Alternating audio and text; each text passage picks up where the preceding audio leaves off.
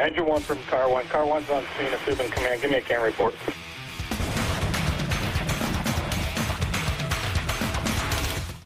Boring as shit for the most part, right? I'm going to try to switch that up a little bit. Yeah, they're insufferable for the most part. And that's why I had like a real big issue with it. And I don't want to say that's kind of why I didn't buy in until I was at my worst. But I think that had a little bit to do with it. 6 Feet Over is kind of the name of this. I kind of switched the name up because I had to show progression and kind of what was going on in my life. So we went from 6 Feet Over to IDLH, right? I thought that would hit kind of home for all you guys. In-death life happened. It's kind of like my story about getting to the worst part where I didn't want to be around anymore, and then finally having to hit rock bottom to realize that, man, this is actually pretty awesome. Let's see. So real quick, when Rusty was talking to me in the beginning, he was like, hey, man, you know, like I kind of wanted you to like do like an FDIC talk about an hour, hour and a half. And I thought this was kind of funny. This is my rejection letter from FDIC. They said I had no business talking to anybody up there. So Paul, you know, if you could talk to some of your friends, that'd be real great about possibly getting me on the circuit. Anybody in fire engineering?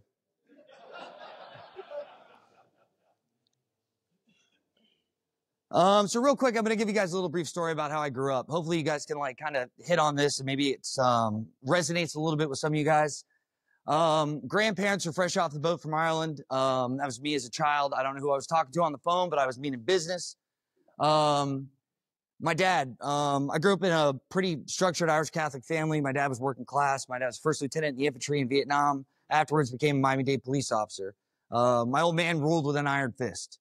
And amazing person. And I'm still about the belief that he didn't hit me unless I deserved it, right? Probably should have hit me a couple more times. My mother, amazing mom, worked with my father for a really long time. We had a really cool household dynamic. My dad was gone a lot for work, but for the most part, he was always very present. Even working a job where he was getting night tours and stuff like that, he was always over at the house. He was always sitting there trying to get me to my ball games, taking me to hockey, doing all these different things. So he was actually pretty amazing as far as a father. Like I said, I did grow up in an Irish household. Drinking was very, very prevalent when I was growing up. It didn't matter what was going on, celebrations, funerals, anything. It was always inside the house, right? It wasn't a Christmas unless someone got hammered and got into a fist fight. It wasn't a divorce party unless someone got hammered and got into a fist fight. It wasn't a wedding until something like that happened. So it was around a lot. And I'd say I started off my kind of drinking career a little bit earlier than other people, and it was somewhat condoned inside the household. I think it would have worked out probably if I had the non-addict side going on with me, but I kind of hit the ground running. I was pretty heavy into drinking right around high school. So up on the screen right here is TGK. TGK is the correctional facility in Miami-Dade. And if I would have been continued on the way I was going throughout middle school and high school, this is exactly where I was going to end up. The first middle school I went to, I was kicked out of and ended up in like a secondary school for troubled kids. If you guys have ever seen those shows where they Scared Straight, that was me. I was in about 3 or 4 different episodes of that. For the most part. I kind of did the exact same thing when I got to high school. Like I said, my drinking was pretty progressed at that point. So all the parties and stuff kind of turned into a mess for me as well. I was kicked out of 2 different high schools. I was able to actually get my shit together right around the end, went to night school for a year and was able to graduate, which I didn't think was possible. Right after that, I got a job. Right around 15 years old, I got a job bar backing, and I was already in the bar scene, and I hit the ground running as far as that was concerned. Obviously, no one's supposed to be drinking at 16, 17 years old, but when you're working at the bar, the bartenders kind of take a blind eye to that. Also, right around this time, really into punk rock music, hardcore. You know, we've had these conversations before. So I was in a scene that was a lot older than I was, right? I was kicking it with a whole bunch of the older kids, getting into fights, getting in trouble, getting brought home by the police, which my father really didn't take too keenly to that, seeing as how my dad was a cop. I was kind of the talk at the station that he was at, that he had the troubled kid. And I was in a band, which allotted me a lot more partying. We got to go on an East Coast tour a couple times, went over to the West Coast, and I got into a lot of trouble doing that stuff as well. And right around this time while I was working inside the bar, my uncle worked for the city Miami Fire Department, and we were having a conversation about what I was going to do with my life, because I was kind of getting to that point where it was getting a little bit difficult to keep going. And my dad was really big on the cop side. My uncle was really big on the fireman side. And it was funny when we had the conversation, my uncle started talking. He was like, let me ask you a question. He's like, you like hanging out with your best friends all the time? I was like, yeah. He's like, you like adventures, right? And I said, hell yeah, I do. And those big fire trucks, you like those? I said, yep. And he goes, you like sleepovers? And I said, yeah, I love sleepovers. Right? He's like, you like eating dinner with the boys? I said, hell yeah, I do. And he's like, man, I got to tell you, you're really going to like the fire service. And my father looked up and he goes, shit, I got nothing. Don't be a cop. So right around this time, I sat there in South Florida. Everyone's going to get kind of feel a little weird with this. We do have to do EMS in South Florida. So I had to go before you're hireable for the most part. You have to sit there and you have to do your EMT. You have to do your paramedic, right? So with fire and getting your fire 2 and everything, it's about 2 years of schooling. So I started right around 21. At 23, I was hireable and I was off to the races and I did ride times down in the Keys a couple times and I got hired in Paradise. I got hired in the city of Marathon in the Florida Keys. And now looking back on things, I did shit ass backwards. I should have gone to a really busy department first while I was young and really wanted to get after it. And then retired down in the Keys, maybe with the Chiefs gig and just relax at the beach, hanging out, going on the boat, going down to Key West, but I did things different. I was super lucky as far as culture was concerned when I got down there. The captain that was there was already really, really involved in training and going to different conferences and stuff. So the crew that I had there right off the rip was really, really special.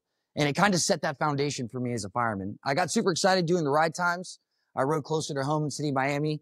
And, you know, I got to see a lot of really cool things. And when I got down to the Keys, it felt like everything had come together. First fire I ever got was December 31st, I want to say 2008.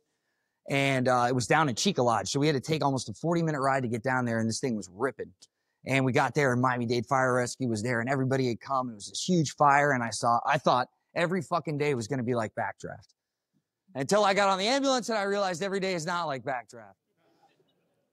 While I was down in Marathon, I was down there about 8 or 9 years. I got to go to my first fire department funeral. A guy who I trained with a whole bunch, got to know his family real well by the name of Bill Manning, worked at the Kissimmee Fire Department, ended up passing away. And the reason I put that picture up there, it was the first firefighter funeral I went to, but it was also the first time I met EJ. Me and EJ, you'll hear more about it, had a pretty crazy past, and it definitely started off in kind of a trauma bonding scenario. And if you guys have ever heard the Fool's Toast, the only reason the Fool's Toast is around is because of EJ. So at this point, guys, I'm fully engrossed into the fire service. I have that buy-in. Everything that you hope to have from a new recruit, I was 100%. I was taking TRT classes. I was going to every conference, and I joined the South Florida Fools. So it was real, real neat. So like I said, right around, let's see if this video plays. Oh, I've got no audio on it. No. Anyway, this is just the hijinks that happens in Fort Lauderdale. You can kind of hear it maybe. It's like I got smacked on the pole and then flour. But anyway, moving from a department I was at for 8 years it was a struggle. I almost really didn't want to leave. But again, with the training and me wanting to progress in my career, I thought going to a big city department was going to be a beautiful thing. And it was. It was so cool. The parties were out of control. And again, this kind of goes back to my family. There's a party for everything. It didn't matter what it was. There was a line of duty, whether there was a promotion, whether there was a retirement ceremony, whether someone was having a kid, we always found a reason to party. And I think that's super healthy. One thing I kind of want to get clear right now is even after the stuff that I put myself through, I am not anti-alcohol. I'm not going to come up here and say that if you guys are struggling with alcohol, if you have a friend that's struggling with alcohol, you know, they need to quit completely, like they need to get that out of their system. I'm of the mind that anything that gets in the way of your family life, your work, your personal stuff, anything that gets in the way of your grind, I think you should nix. I don't give a shit if it's a woman or a dude or alcohol or drugs, anything. I feel like at that point, that's where you need to start making some changes. But I don't want you to come here and think that because I put myself through that, and that's very important also. I put myself through everything that happens in the rest of the story, that I'm anti going out and partying. Because I went through that during the kind of thing with my sobriety. When I started getting sober, I had a lot of therapists and clinicians tell me that I needed to kind of change my evil ways. They didn't want me hanging out with the people that I was hanging out with. They didn't want me hanging out with the boys. They didn't want me going to concerts. They wanted me to get a new friends group. What ended up happening was I did all that, and I found a sober group of people to hang out with. Sober people fucking suck. All right? They're boring. And what ended up happening, right, since I'm going through depression and all this other stuff, what ended up happening was I started getting fucking sad again because I'm not hanging out with the boys. Once I realized that it was kind of alcohol was the issue and I could still sit there and do all this stuff and come out and I can go to these conferences and go to weddings and hang out and still do the exact same thing, things got a lot easier. But like I said, Fort Lauderdale, I hit the ground running here and got really involved in the department with all the social activities. And at this point, my drinking got completely out of control. So let's talk about alcoholism. Now that I've been doing this for a little while, I get a whole bunch of people, and it's really, really weird having conversations with people now because it starts off where no one really wants to talk, and then you'll have a dude at the table that'll come up to you and be like, hey, man, when you were really like at your worst, how much were you drinking? And I know I got you at that point because as soon as you start asking that question, you're already thinking in your head you might be drinking a little bit too much. But like I said, the fact of the matter is I really think that it becomes a problem when it's really starting to affect your life, right? When you're starting to get sad, you're making questionable decisions, work is suffering, your home life, which is paramount, is starting to suffer. So the clinical, I guess, or the definition is an addiction or consumption of alcoholic liquor or the mental illness and compulsive behavior resulting from alcohol dependency. So with that said, in kind of a dumb fireman way of saying this, is I didn't think that I could really do anything without having a cocktail. It didn't matter what it was. If I was going to a party, if I was going to a fucking kid's 2-year-old birthday party, I was going to have a couple drinks before I went. And that really started messing with my head because it became that dependent nature that I guess I was born with, kind of really went full swing at that point. So right around this time, so I'm in Fort Lauderdale. I think I was in my first or second year at that time. I had one of the most crushing things in my life happen to me. And it didn't just happen to me. It happened to the entire fire service. So Chief Matt Negley worked for City of Orlando Fire Department. And the city of Fort Lauderdale kind of, well, 100% did, made our fire conference was a huge part of our department and kind of modeled it around Matt. And Matt sat there and helped us do everything along with the City of Orlando Fire Department. And if you guys never met him before, this dude was the guy that you wanted to be. I mean, everything about him, right? This guy lived and breathed the fire department. He was spot on in his teaching and he put students first, which I really, really loved. Being an instructor and even a student of the fire service, having that one instructor that can really get down to your level, keep you engaged the entire time and make sure that you retain all your information was so important. And Matt was that guy. And, you know, my mentor at work was completely obsessed with this dude. So I was all in when it came to Matt. It was actually funny. The last time that I had a conversation with him, I taught with him the year before. And I was in the benevolent at the time, and I was tasked to go hand out food.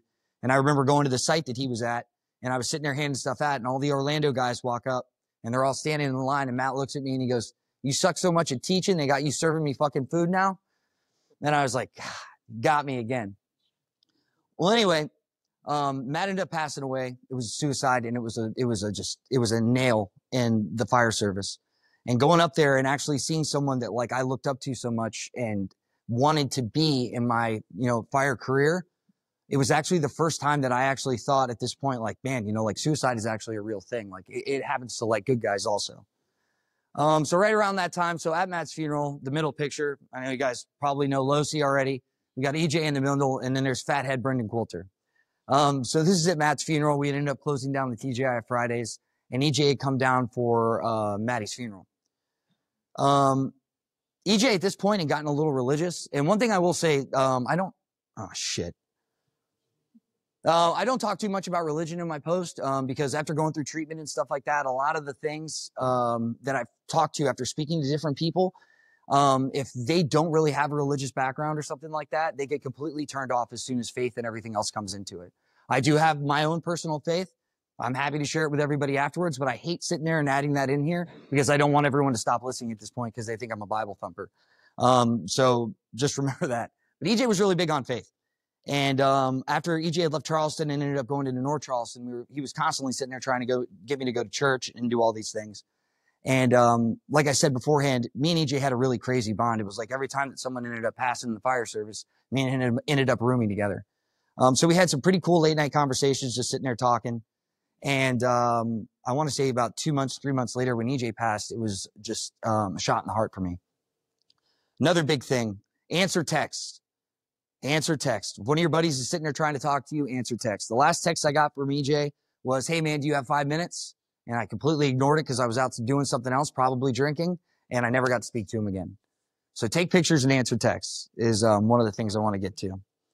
So I never really truly recovered after EJ ended up passing away. I remember flying home from Erie, Pennsylvania, and there was something different about me. My drinking was an all-time high at that time. My relationship was kind of in the gutter. I kind of skipped over this part, but I was in a 13-year relationship. I had a fiance and completely shot this in the head because of my drinking habits. I just wasn't there as a partner. To be honest with you, I don't think I've been a good partner. I wasn't a good partner until I, stopped drinking. And so I ruined that relationship. I jumped right into another one. And I remember coming home from the airport that day, and she even said, what's wrong with you? And my girlfriend at the time. And I was just like, man, you know what? I don't know. Slowly but surely, with my drinking habits and not really processing the fact that EJ and Matty passed away, I got into this like weird tunnel. I'm going to go over like the signs that I was experiencing as far as depression is concerned.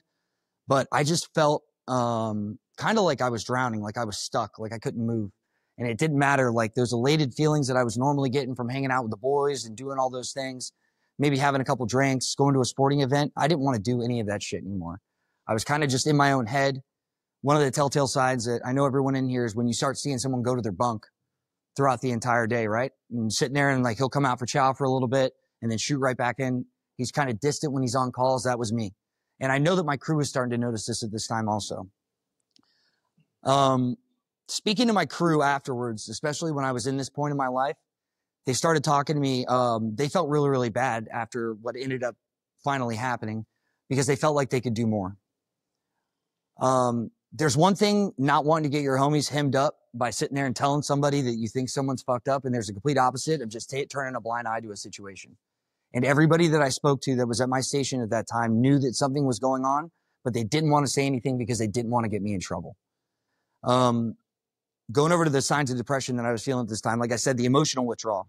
I was a horrible partner, the sad, hopeless, and irritable. Man, I was angry, and that kind of ties into the rage point. It didn't matter. Normal bullshit calls that I was running, little small bad things that were happening in my life, I just took completely out of whack. I was arguing with everybody all the time. Loss of interest. So the fire service has always been my thing, right? Fire service and music. I couldn't give a fuck if I ever went to a fire conference anymore when I was in the state. Didn't care if I caught a job. Didn't care anything. I just did not want to be at work anymore. Also the weakness, right? The physical weakness. When you switch over into that where drinking is just a constant thing, and it was for me, my physical state was getting real, real bad. It was completely diminished, right? Like I was weak and I was physically weak, and I didn't have any interest in going to work out or better myself mentally or physically. I mean, everything was starting to get worse. I was hungover every day at work. When we did get something, I felt like I was cramping up all the time, and I knew something internally inside my stomach, and everything else was kind of going bad. Reckless. We hear a lot about that asset and liability things. One thing that we don't talk about that I kind of think we take a blind eye to also is dudes that just don't give a fuck about anything when they get on a fire. Yeah, they're great, right? You know, you don't have to worry about them running into a burning building, but someone who is reckless with their life is a liability on a fire ground, right? So I got to the point where I didn't care if I lived or died. That is the last guy that you want operating in a fire, because that guy's going to make a mistake and he's going to put everybody else in jeopardy.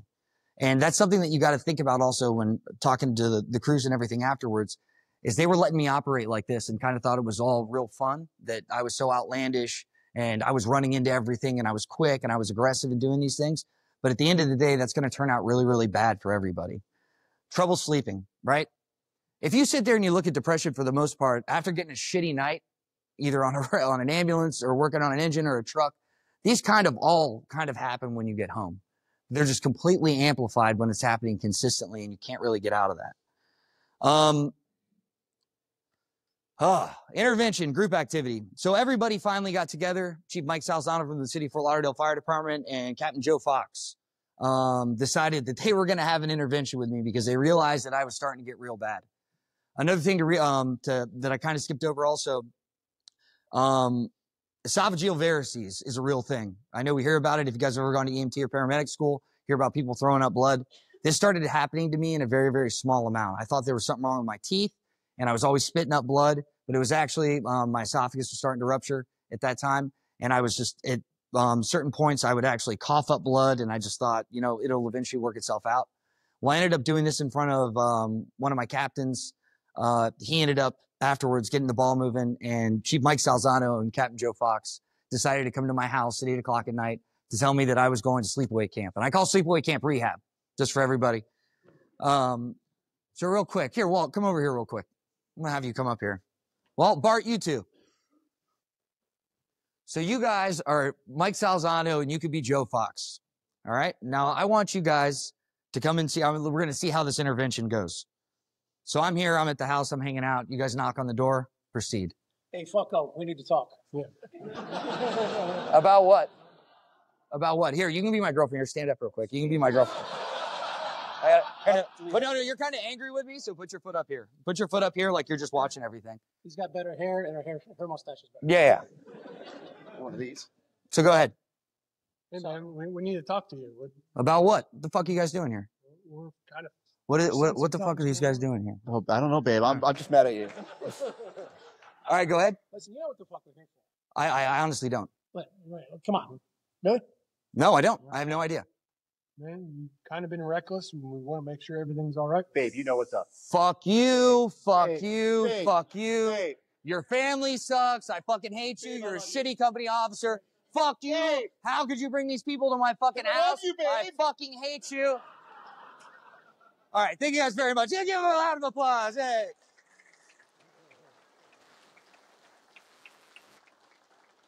So anyway, that's how interventions go, right? It's not the fucking movie things. Everyone's sitting there screaming, and eventually they go off to this beautiful summer camp. They hang out, and they go to the mountains. They go to Maine. This place is beautiful, by the way. Love everything about it. What the fuck? Yeah, all right, we're back. So anyway, that's exactly how that intervention went. I sent everyone to hell. I said a lot of things that I could probably never take back. I'm not with that woman anymore. But anyway, so anybody who's in deep crisis and stuff like that is going to start making concessions and promises that they know they can't keep. And that's exactly what I did. I sat there and I lied, and I was like, well, you know, I want to be here for the family for Christmas, so I promise I'll go after Christmas. And they were like, and it took a little while. I finally convinced them. I got them out of there. I got into a huge argument with my beautiful bald girlfriend over here for about 2 hours. And then I had about 2 weeks to sit there and, you know, like kind of work this out in my head. And that's when I went to, let's see if I can get over here. Sleepaway Camp, Attempt 1. That's a horror movie reference to The Butcher's Knife, if anybody had it. But anyway, because that's what it kind of felt like when I was doing it. But I sat there, I made all these promises or whatever, and I decided that I was going to go to an inpatient rehab facility for the first time. Inpatient rehab, if you guys have never been, it sounds real scary. It's not. It's not at all. With that said, you cannot go get into this mode of recovery or trying to help yourself or get better if you are going to fix a relationship, you're trying to keep a job, if you're trying to figure out a work-life balance, all of those things. The only way that any of this is going to work is if you want to be there yourself. And I know that gets said a lot. And I thought when I got there the first time and all these old timers were sitting there talking, I was like, these guys are so full of shit. But if you don't want recovery for yourself, deep in your heart, and I mean to the point where you are, I realize that there's something wrong in my life. I realize that I'm hurting everyone that I love. And I need to fix my heart, my soul, everything. And I know this is my fault. You're really taking full accountability. Until you can sit there and say all that shit and mean it, rehab is fucking pointless. You're going on a month-long vacation where you're going to hang out with a whole bunch of other degenerate firemen and hang out. And you're going to sit there and you're going to do art. And you guys are going to sit there and do breath work. And you're not going to take any of the good stuff that comes along with it. And what ended up happening, so I sat there and I proved everybody wrong. I got out of rehab, right? I did my month. I think I did 40 days. I got out of there. This is the first time I've been sober in probably, I don't know, 15, 16 years. I get out of there. I feel like $1 million, right? They talk about this in sobriety where you have this like pink cloud, right? You get out and dude, I'm telling you, it's completely different. You start seeing colors different. Shit sounds better. You're not as irritable. You like people. You can have normal conversations without running off to the bar or sneaking a shot. So when I got out of there, I just assumed everything was going to be fucking perfect because everything was when I was in that fucking small bubble in Deerfield Beach, right? What everyone tends to forget is life is still going on the outside. Everything is still going on, right? That woman, my beautiful bald girlfriend over here that I completely pissed off, I thought I was going right back home. That's not happening anymore. She wanted me out of her life. Work. Now that you've gone to rehab, everyone thinks that you have this stigma, but in the actual reality is when I got back from work, I feel like everyone was so happy that I finally went to go get help that they were like really excited for me. But I wasn't ready for it because I didn't really go to rehab for myself. I went there to shut everybody the fuck up, right? You have a problem? All right, well, I'm going to go do this. I'm going to prove to you I don't have a problem and I can stay sober and I can do all this shit, and didn't put any of the goddamn work in. So I ended up getting out. She told me it was over and I said, fuck sobriety. I don't want anything to do with this anymore. And what did I do? I went right over to Flanagan's, which is a cool bar in Florida if you've never been before, and I hammered a bottle of Jameson. At that point, I had realized that this was my option, right? I had lost everything in my life. I was completely convinced that everybody in the crew was going to just hate me, didn't want anything to do with me. And I thought that this was the option. And that's a crazy fucking thing. It is crazy when you sit there and you sit down and all of a sudden, I don't want to try any of the easy shit. Like, I don't want to start going to the gym. I don't want to start, working out, going to a therapist. Like, those all seem pretty fucking easy. Eating consistently, hanging out with good people. Now, fuck that. I want to shoot myself. That's where I was at. I was at the lowest part of my life. And I can't really explain to you how overwhelming and utterly pointless all of that was for me. But I couldn't talk to anybody about it. And I was just okay with the fact that this is going to be the end of me. This is going to sound real shitty. I guess I'm a vain person. I had originally had this gun and I had sat there and I looked at it 1,000 times. I had it in my lap. I had the round that figured out that I wanted to kill myself with. I thought about decorating it. And when I really started thinking about it, I was like, man, I really don't want to fuck my face up because I want everybody in the fire service and all my friends around the world to see how bad this actually was because I wanted an open casket. That's sick. That's sick as shit. But when you sit there and you start really ruminating and having these like weird suicidal ideations, like you need to pull the cord at that point, because when you start thinking about who's going to be at your funeral, what songs are going to be played, you're in a really fucking dark place. But the help is always right there. And I don't know why at that point or that moment in my life, I just couldn't jump out there and I don't know, throw a Hail Mary and just hope someone like caught it or listened to me. But I just couldn't do it. So what I ended up doing was I was resolved at the fact that I was an alcoholic. My grandfather passed away from alcoholism. Both of my parents are alcoholics. My mom got diagnosed with cirrhosis probably 10 years prior to this and cut it cold turkey. And she's healthier than she's ever been in her entire life. I was just okay with the fact that I'm going to drink myself to death. What that meant is at my worst, I was probably drinking about a 1.75 to a little bit more of either vodka or Jameson a day. It got to the point where I was still going into work. I couldn't do IVs anymore. If I had to help out like on a car accident or something like that, because my hands were shaking so bad. It got to the point where I was sitting there and pulling the narcs out of the drug box and keeping them in my room because I was afraid I was going to have a seizure at night because the DTs had gotten so bad. Also, the esophageal varices. I was at Station 46 and we had a busy ass night. I got back. I was going to go shower up because I had something to do during the day. I coughed, blood came out, and then I started profusely throwing up blood all inside the bathroom, all over the floor. And I'm telling you, it was just, there's no other feeling like throwing up hot blood for an extended period of time. I sat there naked as shit, ran out there, banged on the officer's door, said, hey man, I got to go to the hospital. They threw me in the back of the ambulance. 2 weeks in the hospital. I think I had 6 blood transfusions at that point, and they finally got the bleeding under control. What ends up happening when you're a hardcore alcoholic is you get, I forget exactly what it is, but it's a hypertension that ends up causing your esophagus to bleed and pop and do all these things. And really, once this starts, there is no stopping it. A really humbling moment for me where I knew I was close to the end. I was at a different station. We were doing a RIT drill, and I completely bombed this. And this is something that I teach. This is something that I'm tactically sound in. I feel very, very comfortable talking about. And I could not, as soon as I got blacked out, I got completely disoriented and could not perform the drill. One of the captains, who's one of my friends, was just like, dude, are you all right? I kept telling him I was sick. I went home that shift, and I had to fly out to New Jersey. Went to New Jersey to go visit my aunt.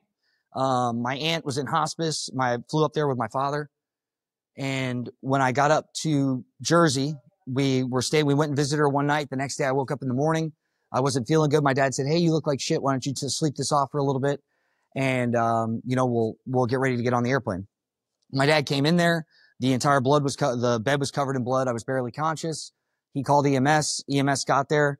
I kind of regained consciousness at this time. They pulled me. They loaded me on the stretcher. In the midst of coughing up blood, I was like, hey, I need a line. I'm going to pass out. And the guy looks at me and he's like, hey, man, we're EMTs. And I was like, fuck, I'm going to die. So they rushed me over there. I get to a hospital in Vineland in South Jersey. Not the best hospital. And they sit there. They try to stop the bleed. They can't stop the bleeding. I ended up having, I think, 17 blood transfusions at that point. Ended up coding, went to cardiac arrest. They did CPR. After that, they got my pressure back up. Everything started turning around a little bit, but I needed to get to a specialty unit. At that time, I was flown from Vineland Hospital to Cooper's in New Jersey. Cooper's got there. The guy was like, hey, man, we could save this guy. And they did what's called a TIPS procedure, where they do some rerouting. They kind of get rid of the hypertension that's causing the bleeding and everything else like that. My mother flies up this time. While my mom gets up there, she was horrified at the scene that was going on, but there was actually a really cool story that I want to tie into this that kind of hits the brotherhood aspect of things and the support that I think is really, really important in this entire story. So I'm in the hospital. She's scared. Everyone thinks I'm going to die. Captain Joe Fox flies up there. They're trying to navigate everything. This hospital's in fucking Camden, right? You guys are somewhat familiar with Jersey. My mom's never been there before. And so I guess it's like they're getting ready to like go to bed and everything else. My mom's like, oh, I got to get over to the hotel. One of the guys was there and she was like, all right, so I'm going to leave. And they're like, how are you getting to the hotel? And she's like, oh, I'm going to walk. And they were like, no, don't go walking anywhere. So anyway, what ended up happening, a couple phone calls happened, and actually a battalion from Camden Fire Department came up, picked my mom up, got her some food, and brought her over to the hospital. I was in a different fucking state, and all of a sudden that resounding theme of brotherhood is still going on. So here we go, right? This is my fucking legacy. 1985 to 2021, and that's what should have been on my fucking epitaph or my tombstone was drunk, because that's all I was at that point. I wasn't a fireman. All the good stuff I'd done had been erased. Everything was gone. That was me. Right? How horrible for my mom to have to look at that shit. Like I said, at this point, my parents weren't really sure what was going to happen with me. They knew they had to get me down, back down to Fort Lauderdale for some more, I guess, surgeries at that point. And the first flight, while this was all going on, another portion of the brotherhood thing, when I got sick, a GoFundMe was started, and in 2 days, they raised 50 grand to get me home. $50,000 for a drunk. Did I deserve any of that shit? Absolutely not. So getting to that point, 2 flights, I ended up bottoming out. On the first flight, they had to turn around, get me back in the hospital, stabilize me, and this was my welcome home. I am not a fucking burn victim. I'm not a cancer survivor. I'm none of these things, and this was the welcome that I have. I didn't deserve any of this. Am I happy that it happened? 100%, because it blew my mom away. But they had 8 or 9 trucks out on the runway. They brought my crew out there. My chief was there. And this guy who's going to play a big point in the story, Dr. Roach, was there also, as well as some of Broward County as well. Talking to Danny Moran, who was there, who ended up driving the rescue to bring me to the hospital, Chief Moran said that he was sitting in there and the doctor was sitting next to him. And the doctor told him, hey, man, what's wrong? He's like, this is one of my best friends. And, like, he doesn't look good. And the doctor looked at me and goes, yeah, he looks like he's about to die. But don't worry, we're going to get him a liver. Don't worry about it. And Danny just kind of looked at him and was just like, oh, all right. So anyway, after this, I ended up staying in the hospital. I was in a coma, a medically induced coma for 3 weeks. Thank God they didn't do the stoma. They kept extubating me, but I couldn't control, I guess, my oxygen levels. So they kept re-intubating me. So I got done with all this, and it was like I left Jersey, and I sounded like a fucking Jersey woman and smoked cigarettes her entire life when I was trying to talk. So I was in the hospital. What's crazy about coming out of a coma and sitting there and being all these different drugs is your body doesn't know how to react. It was kind of weird for me. Like, I couldn't walk. I couldn't talk. My arm was stuck over here from where I was laying, and I had to go through physical and occupational therapy. So now I feel like we're in a good room where I can actually tell this fucking story. So we're going to tell it. So a gross story, right? So I'm starting to come around a little bit. This is going to be my first day at PT. And they're sitting there, and so I don't know if you guys know this or not, but you kind of lose control of your bowels and everything else when you guys are, been in a coma for a long time. So when I woke up, I had a Foley catheter in, and I had a tube running out of my ass. I didn't know what it was for until I had to go to the bathroom, and I realized, okay, now this thing just kind of like pushes everything out. Well, They were going to give me some antibiotics, and they're like, hey, get ready for your first day of PT. And I was just like, oh, perfect. They're like, are you ready? And I was like, well, actually, I got to go to the bathroom. And this thing, like loud farting noises every time I went to the bathroom because of this tube that was in my ass. So I asked this lady to leave.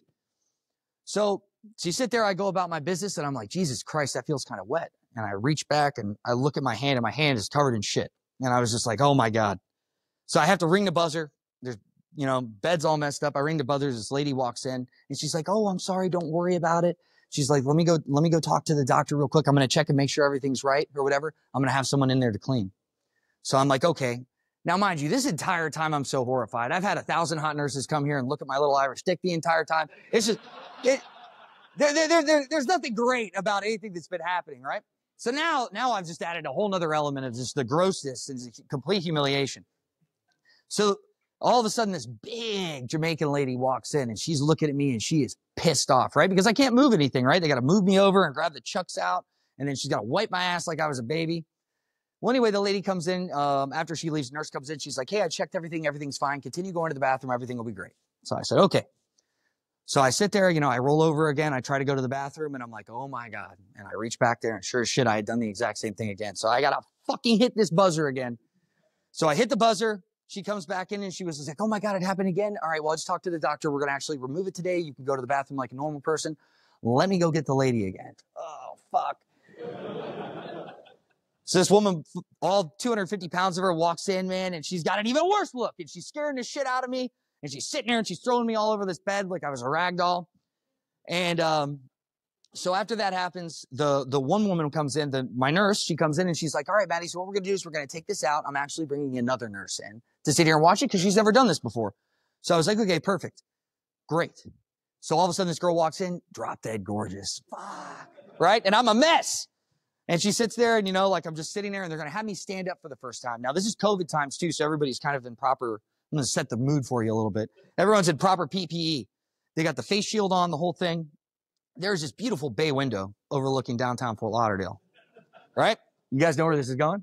Anyway, so she sits there, and she's like, all right, so what we're going to do is we're going to have him stand up and bend over. And this is the first time I've stood up since I've been in the coma, so my legs are shaking, everything hurts, and they've lurched me over this chair, and I'm just kind of hanging out like this. Very horrible, like not a good position. And so I'm sitting there, and she's like, all right, so now we're going to deflate the cuff. And I see her, and she's got a 60cc syringe. I'm like, what the fuck is that for?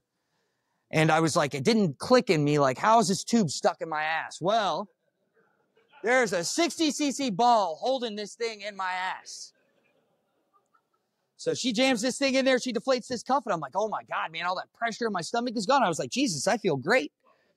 And then all of a sudden, I'm like, I gotta shit. So this woman's sitting there, and I can't mouth anything out because I'm stressed so much, and I'm trying to hold everything in it. I can't say anything to her. She's like, all right, we're going to pull this out on 1, 2, and on 3, this lady fucking yanks this thing out like she was starting at K-12. I spray shit all over this woman. All over this woman. She's just sitting there, and I'm bent over, and I'm just shitting all over her. She's fucking taking it everywhere. The other girl runs out of the fucking room. And she just stops, and now I'm laying in the bed. Everything's still coming out of me, and I'm crying. I'm so sorry. I'm so sorry. Right? And the woman's like, oh, don't worry about it. Don't worry about it. And she looked like the mud thing, just sitting there, just fucked up. So she inches away from the fucking window, and sure as shit, it looked like somebody had spray painted. So anyway, guess what? Now I'm all dirty again. So what's going to happen? She's going to hit that button, and that mean Jamaican lady comes back in. So she comes storming in this room, and she looks at me, and she goes, nasty man, you are a nasty man. So anyway. Okay. So whatever, I end up rehabbing, getting better. Now I go to sleepaway camp number 2. And like I said beforehand, the main goal, if anybody's thinking about or has a friend that wants to go to recovery, is just understand you have to want to be there for yourself. No one else, right? The place that I went to was Shatterproof. I don't know because I've heard of it before. I'm a big advocate for it. It's helped a lot of my friends out. It was a great place. Like I said, usually you're in there for about a month, 2 months. We've had guys stay for 7. We have a really good relationship with them in our benevolent and our union, and they got us in there. But like I said, I went there for the right reasons this time, and I took everything they had to give. Where I thought that breath work was fucking stupid the first time, I went in there and I did it, and I loved it. And I actually started getting better. So anyway, I get out of sleepaway camp. As soon as I finished that, they were like, hey man, Like, do you want to go back to work? Because the insurance was trying to get me back in there. And I was like, yeah, I'll go back to work. So with that said, when I sat there and I was in my rehabilitation center and the doctors and all the GI people were coming in to speak to me, they were like, hey, listen, your liver is shot. There's nothing you can do about it. There's not enough time. There's no regeneration. A lot of people think that the liver just completely like will start fixing itself. And it does to a point. But once the tissue is dead, there's no reversing it. So he's like, you're going to need a liver transplant. We're going to have to do all these tests so we can get you on a liver list. Like I previously said before, this is the first time I've been sober in a really long time. I tried a whole bunch of times to get sober and it never worked out. And I was finally feeling somewhat sound and a good person, right? I finally felt like I was actually starting to feel like I had some character in me. I couldn't for the right mind of me think that I was going to stay sober. And at that moment, I was still kind of not off the wall yet about dying, even though everything I went through. So I told the doctor I'm not getting on the list. And he was like, well, you have a year and a half to live. And I was just like, okay. And I kind of rode with that. So I figured I had a year left, right? That time, the clock had turned over. And I thought I had a year to sit there and kind of right some of the wrongs that I had done in my life, right? And people that I mistreated.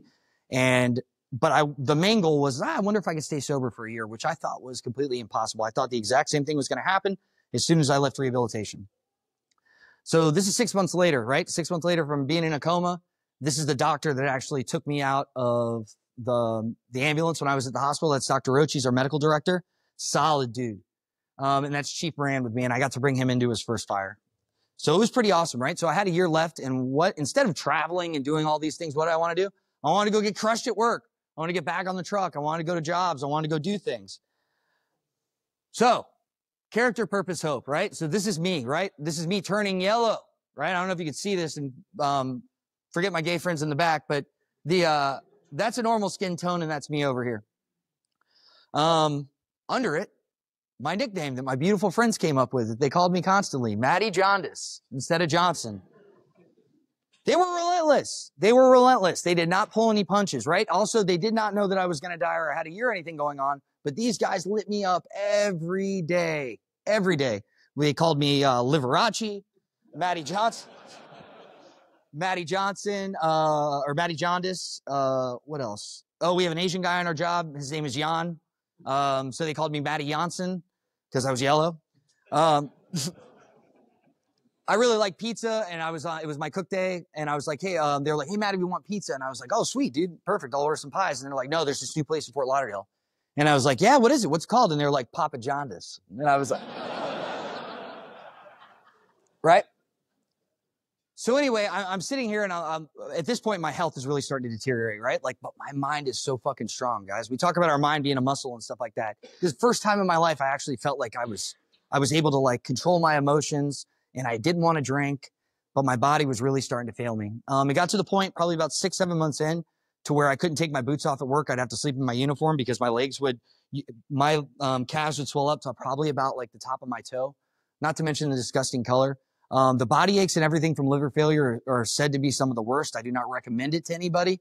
I was in pain for an entire year, but to be honest with you, my head was so strong at that point and clear that like I didn't really, I couldn't fathom it. And here we are again, right? This goddamn Reaper keeps coming after me, right? So I ended up going to a blood work visit. I got some blood work done, and I'm looking really, really shitty right now. I just got back from into the job. I went to Wichita, and everybody was looking at me like, what the fuck happened to this guy? I had gotten back. I went and had blood work done. I got a phone call. I was at lunch, and they were like, you need to go to the hospital right now. Make sure it's a transplant center. Go. So I got in my truck. I drove to Cleveland Clinic. I got there. Once I got to Cleveland Clinic, they sat there, they ran my blood work, did everything, and they walked me into a different room. There was about 8 or 9 different doctors there, and they were like, how are you still alive? And I was like, what are you talking about? And they're like, your ammonia levels, you should have been unconscious 2 months ago. You should be dead right now. How are you still here? The only thing that I can think of is that at this point I had fallen in love with being alive and the life that I was starting to live, that I just wouldn't let my body quit. So a doctor came in and was just like, hey man, this is it. There's nothing we can do. They were like, you're too far gone for transplant. You're not going to make it through the transplant. And so we're just going to have to get you comfortable. And it's a kind of horrible feeling. And it wasn't so bad that like, cause you know, I had come to terms with the fact that I was going to pass away, But at that moment, like something happened for the first time in my life where I was like, I don't want to fucking die. It was crazy. Like I can't put it into words what it felt like, but like for the first time I was scared. Beforehand, I never gave a shit about anything. So right around this time, I end up getting put in hospice, right? In the hospital. So as soon as this gets told to me, now I realize I have to call my mom and I have to have the hardest conversation I've ever had before in my life. My mom comes down. I said, hey, tell dad to come down too. So they get there, they get to the hospital and they're like, oh, what'd they tell you? And I was like, well, they said my liver's done. And she goes, okay, so we're going to do this transplant thing. And I was like, I never got on a transplant list. And she was like, excuse me? And I was just like, to be honest with you, I didn't think that I could stay sober and I couldn't for the right mind of me get a liver from somebody that someone else could have used and done great things in their life and just waste it like I've done my entire life with everything. And I've never seen emotion like that. My mom lost her son that day in the hospital room. My dad was very stoic, and then my mom said he broke down afterwards, but it was horrible. Dr. Roach, right? The guy I said is going to keep playing a name in this story, is the head of the ER for Cleveland Clinic Hospital. He comes downstairs and he's like, what's going on? The room is a fucking mess. My mom's hysterical. And he's like, what's going on? You know, I read all your things or whatever. And I told him, I said, hey, transplant wants nothing to do with me. They say I'm too far gone. Like, you know, this is just the hospice scenario. And he's like, do me a favor and don't die tonight. And I was like, shit. All right, no problem. So the next day, I wake up, they've moved me to a room at this point and, you know, hanging out. Transplants comes down and they're like, hey, listen, we don't want anything to do with you. Your numbers are too fucked up. But Dr. Roach is like ahead at the hospital, so we kind of got to do what he says. We're going to put you through a series of 4 days of testing. You're probably going to die while you're doing it because we have to take a lot of blood. We have to do a physical stress test. We have to do a cardiac cath. We have to do all the shit to make sure you're okay. And I was like, okay, send it. So I go through this 4 days of testing. I end up passing out 2 times, more blood transfusions. Anyway, I end up passing all of the tests. Right? So you're saying there's a chance, right? I'm still fighting at this point, right? Still yellow as shit. So now, I don't know if you know this before or anybody who's ever gone through transplant. Well, with liver transplant, you have a MELD score, which kind of dictates like where you are as far as your liver failure and how long you got to live. So if your MELD score is real high, you're going to die soon, but it gets you a really good list on the number on the list in the transplant side. So I've got that going for me. The one thing that I don't have going for me is while I was in that year of just living it up and being on the engine, I ended up getting a weird injury on my knee. We had an extrication. There was rebar out, and I ended up sticking my knee with a piece of rebar. I got a wound. It never healed. So they were concerned that there was a really bad infection in my knee, but they also thought that my hemoglobin was so low that I couldn't clot or like fix anything anymore. So there was a day of testing just on my knee to make sure there was no infection. So the infection got cleared. And then what ends up happening afterwards is all of the doctors in the hospital have like a survivor fucking moment where they sit there and they set a fire and they kind of like dictate who lives and who dies. So they sit there and they get everybody around and, you know, whatever, they've got their black cloaks on and they've fucking decided to keep me on the fucking island, right? And so they come back in and they're like, hey, guess what? We're going to put you on the liver list. You passed everything. You are now a candidate for transplant. But we can't promise anything because you're so shitty that you're probably going to die before you get a liver. Kind of what they said. Dr. Roach came in, gave everybody a hug, and this was about 6 hours later, and he goes, you get a phone call yet? And I was like, no. So they tell you you're going to get this like mysterious phone call, like it come any time at night, right? So I was afraid to go to sleep. I was afraid to do anything. And so I'm just sitting there staring at this phone. So that night I'm sitting there watching South Park on the TV, just like trying not to die. And all of a sudden this phone rings, and I get this phone call. And this is Matty Johnson. And I was like, yep. And they were like, this is so-and-so from the liver transplant unit. We want to let you know that we found a donor that's suitable. And we'd just like to know if you would accept the liver. And I was just like, so I'm sitting there and I've never done this before, right? And so I was just like, so let me ask you a question. Do you take the first one or do you like hold out for a better one? Like, how is this kind of like, and the lady starts laughing. She's like, listen, we can't tell you what to do, but we're telling it's a good idea that you take it. And I was just like, okay, yes. So we hang the phone up and she goes, well, before I hang up, I want to let you know, she's like, you got about 5 minutes. So call whoever you need to because you're going to break down and start crying. And I was like, nah, bullshit. I'm excited. So I call my mom and I'm like, hey, and she's like, what happened? And I was just like, and I went to tell her and I just fucking died, right? I was dead. There was nothing they could do about it. I was dead. And now all of a sudden there's a chance, right?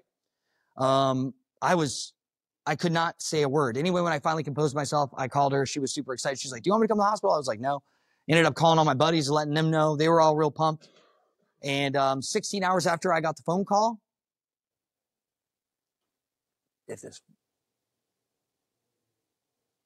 not dead yet. There it is, right?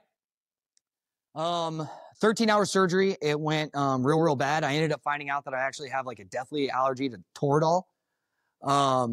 It was crazy. I woke up the first week after transplant, you're kind of still like under the meds and stuff like that. And I kind of had that experience with everything else. But I woke up. So the Toradol thing apparently makes me into a violent rage, like a werewolf or something like that. So respiratory therapy came in and was screwing with me or whatever. And apparently I bit the respiratory therapist. They had to subdue me. They had to subdue me, and I woke up and I was fucked up. These security guards lumped me up. They did not care. And so anyway, here we are, not dead yet. So after all this, and I acted like a psychopath, in true fireman fashion, like I had a sitter with me. When I woke up, I had the posies on, and I was just kind of in there like, what the fuck is going on? And my mom tried to explain it to me. So anyway, I had a sitter in here. And so finally I asked this sitter, I go, hey, I don't think the nurses like me too much. And she was just like, well, and I go, what happened? She was like, you said some really mean things to those nurses. And I was just like, ooh. So what I ended up doing was, nurses love coffee and donuts. I spent like $300 at Dunkin' Donuts, had everything sent over to them, and wrote it on there. Say, hey, this is the patient in one. I'm really a nice guy. I'm really sorry I was a dickhead. I love you all. Please come say hi. And afterwards, everything was fine. So getting back after this, right? So hopefully a little bit in a small way, I want to talk about the support system here, right? Throughout this the entirety of all of this, I had the biggest amount of support. Like I can't put it into words what these guys went through, what they did for me, whether it was covering shifts, whether it was being at the hospital, was it making sure my parents got fed throughout the entire thing. These guys were there for everything. This isn't obviously everybody, right? This is just the dudes that are on my job. And I'll say their fucking names out loud because they deserve it. It's Captain Ramirez, it's Captain Fox, Chief Danny Moran, Captain Mejia. There it is. This little Asian guy. It's the one that I looked like, Tony Yan. And I was almost going to look like Kazare, the black guy at the bottom. But so we got Kaz, Chief Salzano, and then we got Captain Ricci, and Captain Cabrera in the middle. All of these dudes were here in such a big way. And I think that really facilitated a lot of my success, coming out of it. So this is 6 months after transplant. I was assigned to the training division, and really got that love back, man. Being with the kids, if you guys ever feel like you're losing a little bit of that love and passion for the job, sitting there and being able to deal with recruits is so cool, man. Because they have that fire in them, right? They're excited, right? A fucking fire alarm goes off and these kids are running to the truck. And you get kind of jaded and you miss a little bit of that. So I got put into training, and I was in there with like my best friends. So the training bureau at the time, we all came over together. We had 2 smoke divers in there. So physically I was spent. They got me back in the shape I needed to be in. And after putting out 2 recruit classes, 6 months later, I was back on the truck. Which was amazing because when this all started happening, especially when transplant became a thing, the doctors had come in and said, hey, like, what do you plan on doing afterwards? Right. Cause we have to sit there and you get a psych eval before transplant. They're like, what do you plan on doing afterwards? And I was like, fuck, like, what do you mean? Be a fireman? They're like, yeah, it's out of, you can't do that anymore. Like you can't, you don't have an immune system anymore. You're on anti-rejection meds. That's not even a possibility. You need to have a backup plan. And I was just like, I don't fucking know anything besides the fire service and bartending, which I probably shouldn't fucking do anymore. But anyway, this is kind of cool, right? To tie into the whole Reaper shit and everything else. This is my letter from Cleveland Clinic. Mr. Johnson, it'll be easier to read here, is a liver transplant recipient under our care. Matthew Johnson is released to return to work with no restrictions on 10/13/23. Friday the 13th, I got to come back to work, man. That shit was hard as shit, right? So real quick, this guy's a fucking lunatic, right? Goggins, right? Who's going to carry the boats, right? So I hate acronyms, right? I fucking hate acronyms. And, but I ended up making one just for this because like, I thought it'd be good. So balls. So in my recovery, this is kind of like what I went through, right? Everything that like from the steps, whether it was, going to rehabilitation, was it sitting there talking to a clinician? Was it therapy? Was it all that stuff?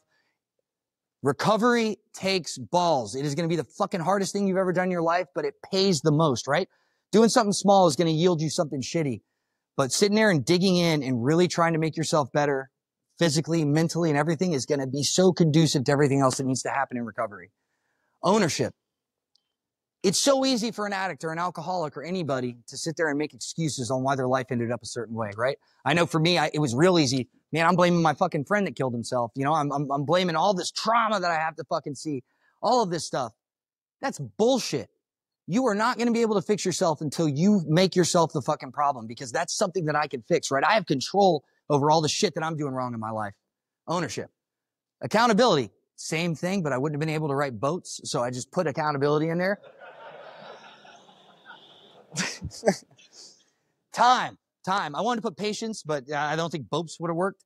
But time is super, just understanding that it's going to take time, right? You might fail at recovery, right? You might fail at that mental health journey the first time. You might fall back down to that pit. But if we sit there and we get back to the balls and the accountability and stuff, and we sit there and we stay persistent, and we fucking push it the entire time, we're going to eventually get there. But time and patience. Patience is so fucking hard, because we want to feel great right off the rip, but we're not going to. Especially with me with alcoholism, dude. Like, I wanted to fucking drink. I wanted to like do dumb shit again, and I couldn't, because I wasn't part of the process. Support. I already showed you guys the picture of what my support looked like. It was amazing, and it's the key that ties everything in. Be that buddy, right? Check on your homies. That's what it says on the shirt, right? Check on your fucking homies, man. If you see something's wrong, just ask them about it and be there. It's, you know, we are our brother's keepers. We are our sister's keepers. It's so important to just sit there and let these people know that we're here for you. Anything you need, right? And with that said, it's been a fucking pleasure. Thank you guys so much for fucking listening to me talking about dying.